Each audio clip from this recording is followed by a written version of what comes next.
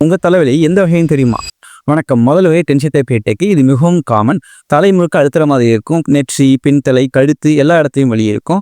Stress, தூக்கமின்மை மற்றும் screen அதிகமாக பார்க்கறது இவைதான் முக்கியமான காரணம். ரெண்டாவது வகை மைக்ரேன். ஒரு பக்கம் மட்டும் கடுமையாக வலி இருக்கும். வெளிச்சம், சத்தம் பொறுக்காது.